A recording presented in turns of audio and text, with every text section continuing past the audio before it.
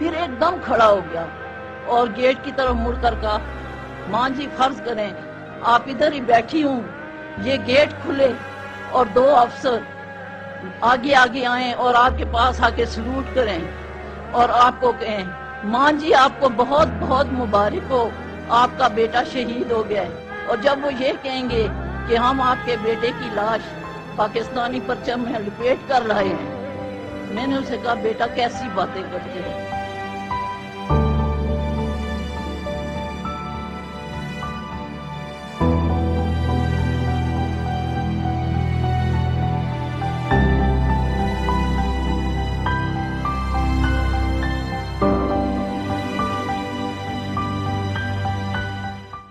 بلال اپنی 4 بہنوں اور ایک بھائی کا اکلوتا چھوٹا بھائی تھا۔ یہ گھر میں گو کہ سب سے چھوٹا تھا، لیکن جو اس کی چال چلن اور باتیں اور ایکشن یہ سب سے بڑا لگ رہا تھا۔ تو بہت ہی زیادہ پیار کرنے والا بھائی، پیار کرنے والا بیٹا، پیار کرنے والا رشتہ داروں کے ساتھ بہت زیادہ پیار کرتا تھا۔ میٹرک اس نے سینٹ پال اسکول سے کی تھی، تو میں خود ان کو لے کے جاتی تھی اسکول۔ تو بلال میرے ساتھ بہت زیادہ اٹیچ تھا کہ آپ سوچ بھی نہیں سکتی ہیں کہ یہ میٹرک تک میری گود میں بیٹھ کے اسکول گیا۔ تو 9th اور 10th کے بچے ہم کو دیکھ کے ہنستے تھے، تو میں بلال کو کہتی کہ بالی کہتے تھے کہ بالی بیٹا یہ کیا وجہ ہے، تم پیچھے کیوں نہیں بیٹھتے یا میرے ساتھ والی سیٹ پہ کیوں نہیں بیٹھتے ہو؟ تو کہتا نہیں امی ہنسنے دے، لوگوں کے ہنسنے سے کیا ہوتا ہے، میں تو جب تک زندہ ہوں میں آپ ہی کے ساتھ رہوں گا، تو کوئی بات نہیں۔ مجھے صبح زری کے سسر نے فون کیا کہ آج اتوار ہے تو ہم ناشتہ آپ کے ساتھ کرنے آ رہے ہیں۔ میں نے کہا یہ کیسے ہوتا ہے، افسر لوگ اتوار کو تو خاصے دیر سے اٹھتے ہیں۔ تو میں نے کہا بھائی آپ کیسے ناشتہ ادھر کرنے آ رہے ہیں؟ کہتے ہیں کیوں؟ میں نے کیا بالی شہید ہو گیا؟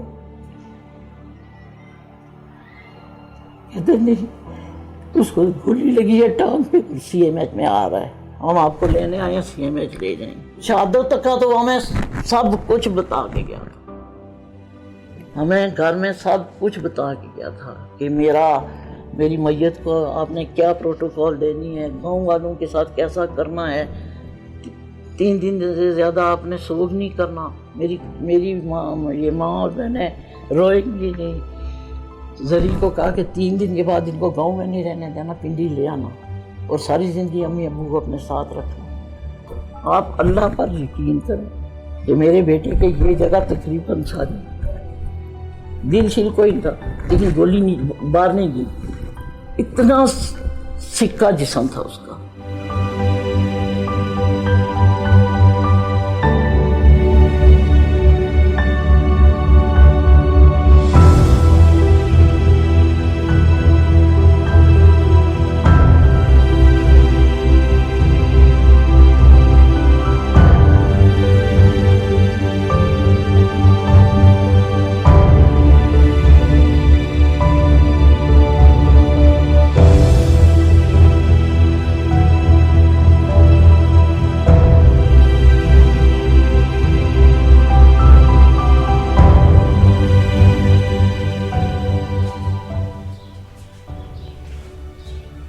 اس کی شہادت کی بہت عجیب داستان ہے، اور یہ وہ جو انچارج تھا آپریشن کا، یہ مجھے اس نے بتایا تھا۔ اس نے کہا کہ جی جب GOC کا میں آ گیا فون کہ جی آپ لوگ واپس آ جائیں کیونکہ آپ پہنچ نہیں سکتے، تو کہتے ہم 4 افسر سے بیٹھ گئے، ہم سارے جوان بھی ہمارے ساتھ بیٹھ گئے، سارے اکٹھے بیٹھے تھے۔ تو جب میں نے سب کو کہا کہ ابھی ہم واپس چلیں گے، وڈرا کریں گے کیونکہ GOC کا آرڈر آ گیا ہے، تو کہتے بلال ایک دم جھمپ کر کے کھڑا ہو گیا اور اس کے یہ الفاظ تھے کہ sir we will not go back, we will hit the target at all costs come what may. اور Powindas do not return unsuccessful, Powinda ان کی یونٹ کا نک نیم ہے۔ وہ تو وہ تھا جس نے اپنا راستہ خود تعین کر دیا تھا کہ میں نے اس راستے پہ چلنا ہے. میں ایک والد ہونے کی حیثیت سے اتنی فرم کنوکشن تھی میری کہ یہ زندہ نہیں رہ سکتا.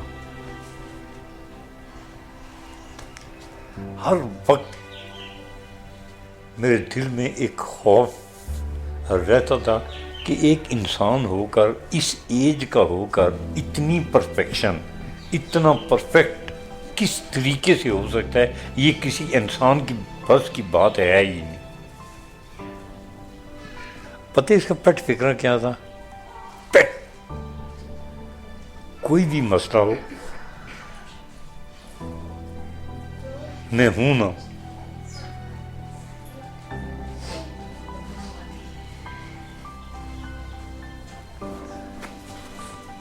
اور واقعی وہ تھا.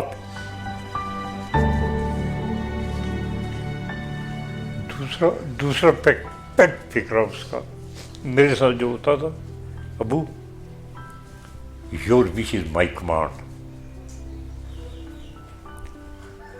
پیٹ فکر کوئی بات میرے منہ سے نکلے، کوئی کام، کوئی چیز، کسی سے your wish is my command, آپ کی خواہش جو ہے وہ میرے لیے حکم ہے.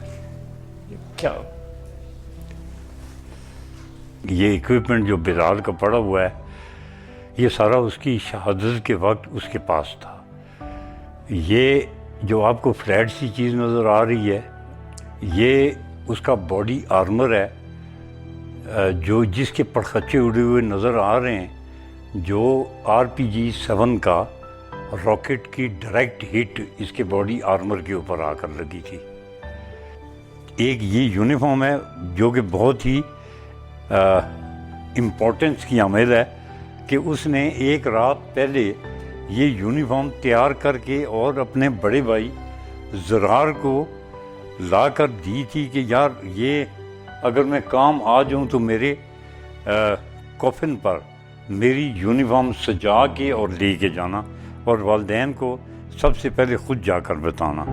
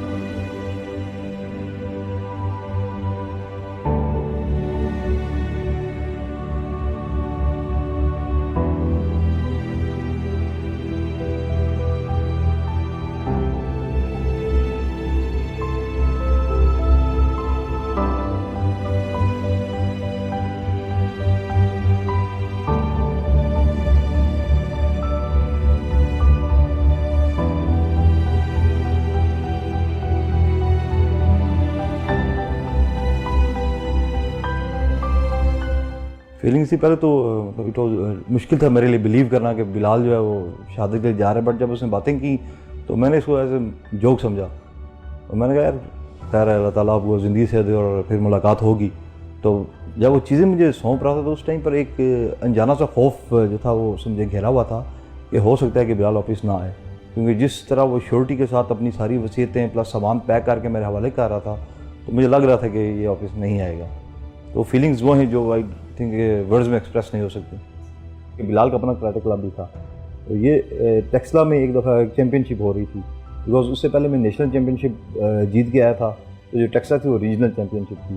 تو بلال نے مجھے کہا کہ یار آپ جا کے یہ لڑیں، تو میں نے کہا یار میں ابھی نیشنل سے آیا ہوں تو میرے لیے مشکل نہیں ہے. تو بلال نے ودن 3 days تیاری کی اور الحمدللہ وہاں سے گولڈ میڈل لے کے ٹیکسلا سے ہو کے آ گیا. تو یہ کہنے کا مطلب ہے کہ ہی واز ویری بریو، اور اکیلا گیا تھا، اس کے ساتھ کوئی بھی نہیں تھا، تو اکیلے ہی وہ یہ سارے کام کرتے رہے.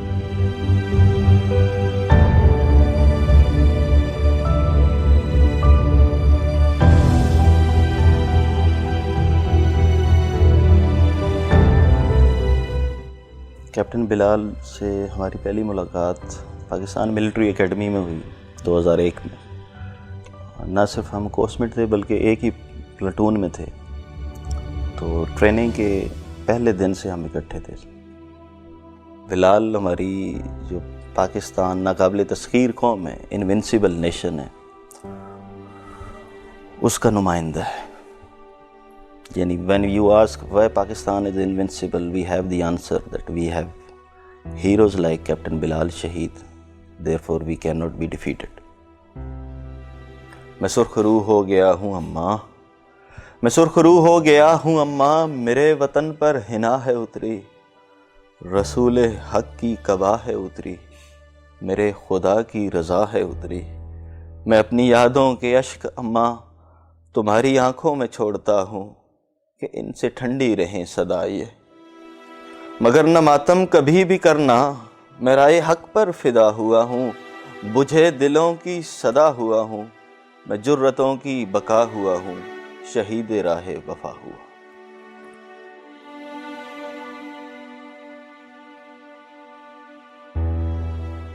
In the roars of bullets, in the thunder of bombs, there are a few who just don't stop, knowing that they are surrounded by death, knowing that they could leave their wives, widow and children orphan, but they just keep on moving, because something is pumping in their hearts and flowing through their veins, known as honor, devotion, motivation, death over surrender.